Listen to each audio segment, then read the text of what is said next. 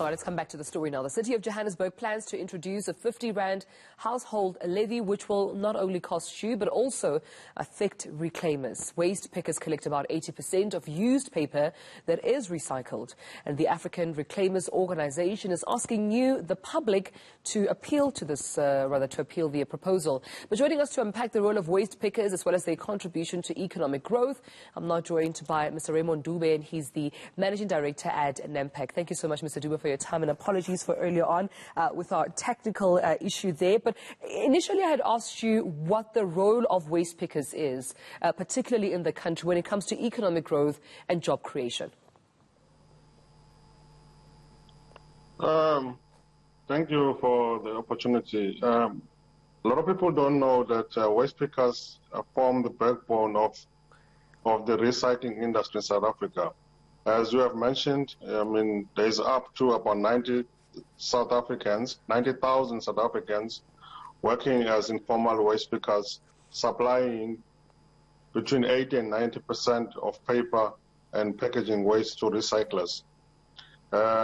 When one looks at both formal and informal waste pickers, they contribute between around 24.3 billion rands to the South African GDP. So that's not small. It's quite a big amount. And with that being said, what impact then will the City of Johannesburg's proposed 50 Rand recycling fee sort of have on waste pickers, should it be passed? Obviously, everyone who's a waste picker, has family to support, and it will be devastating in the sense that there will be job losses, as well as the fact that the landfill airspace is going to continue to be a problem, because it means that there will be no waste pickers that are seasoned, know what they do in terms of the waste segregation in our houses and collection. So beside the livelihood, the city in its own is faced with a serious waste management program, and illegal dumping will also increase, which means that people will just be throwing dirt over, obviously polluting the environment. It is not just bad for waste claimers; it is also bad for the environment itself, as more material of virgin nature will be used, because people won't be recycling, and trucks will be used to collect that material, which means that more carbon footprint. So the alternative that you use, seeing guys pulling trolleys, is a means of reducing, low carbon alternative for, picking up waste. And as mentioned before, we're talking about reclaimers that are responsible for at least between 80 and 90% of recycling in Johannesburg alone, when we talk about this particular incident with the City of Johannesburg. So I suppose my question to you is then, will they at least benefit from this waste management tariff? What we're proposing is that, the waste pickers,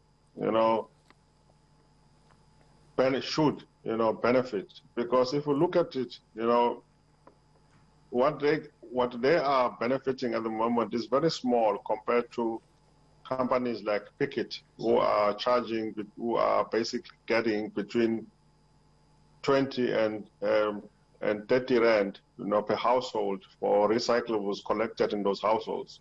What is said is that that amount of money is charged to those households, even though no recyclable is picked. But the informal waste pickers pick waste and sell it, and they don't get as much. So what we're saying is, it makes sense then to engage with the informal waste reclaimers, and negotiate with them in terms of the way forward on this, as this is not good for land pollution. It's also not good for sustainability going forward. Right. In an ideal world, Mr. DUBE, very briefly please, how do you think waste reclaimers can be better supported? They can be better supported by engaging with them, and make it sensible, in a way that understand that this is their livelihood, understand that these people have the knowledge and the know-how, and they have been doing this for many years. They can be supported in terms of the the trolleys, they can be supported, the infrastructure, they can be supported in terms of, the better pay, and they're doing the job anyway. I mean, it's such a job with a lack of prestige, but they're still doing it. I mean, these models are available everywhere around the country. Countries like Colombia, countries like India, countries like Brazil are using informal waste cyclers to actually collect the waste, and they're keeping their countries almost clean. Right. Well, we'll leave it then. Thank you so much for engaging with us on this topic, Mr. RAYMOND DUBE from NAMPAK.